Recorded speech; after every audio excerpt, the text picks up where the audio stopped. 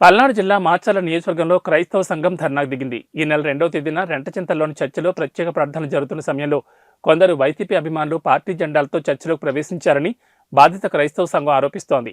Party జెండాలతో రావద్దని church పెద్దలతో పాటు ఇన్నారెడ్డి భాస్కర్ రెడ్డి వారిని మందలించారు.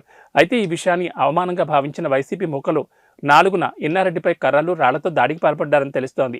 ఈ వ్యవహారంపై పోలీసులకు ఫిర్యాదు చేసినా పట్టించుకోవడం లేదని బాధితులు ఆరోపిస్తున్నారు. ఈ క్రమంలోనే నిరసన కార్యక్రమం నిర్వహించారు.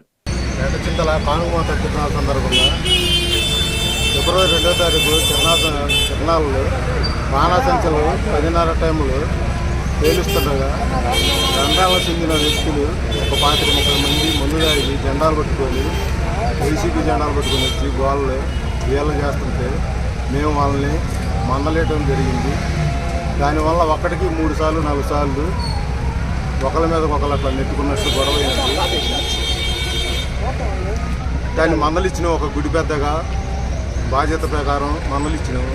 అది కడుపులో పెట్టుకొని 4వ తారీఖు సాయంత్రం 6:30కి పోలీస్ స్టేషన్ రోడ్లో మీ సేవా సెంటర్లో కూర్చుని ఉండగా నేను భాస్కర్ రెడ్డి గంటాల నుంచి 15-16 మంది వ్యక్తులు వచ్చి 9-10 మంది లోనికి వచ్చి షట్టర్ కిందకి వేసి కర్రలు, రాడ్లు, పైపులు, కుర్చీలు తీసుకొని కొట్టడం జరిగింది. షట్టర్ తీసినాక మళ్ళీ బయట వాళ్ళు వచ్చి కొంతమంది లోనలు కలిపి మళ్ళీ కొట్టడం జరిగింది. స్టేషన్గా పోయి కంప్లైంట్ ఇచ్చినాము. కనీసం వాళ్ళు చర్య కూడా తీసుకోలేదు. సరే, దానికి నిరసనగా మేము శాంతియుతంగా ర్యాలీ చేస్తున్నాము. మాకు పార్టీలతో పని లేదు. మేము గుడి కానుగమాత చర్చి తరఫున క్రైస్తవంగా మేము ధర్నా చేయడం జరిగింది. దీన్ని అందరూ కలిసి న్యాయం చేయాలని చర్య తీసుకోవాల్సిందిగా అందరినీ కోరుతున్నాము. నిజమైన నేరస్తుల్ని ఎమ్మటే అరెస్ట్ చేయాలని కోరుతున్నాము.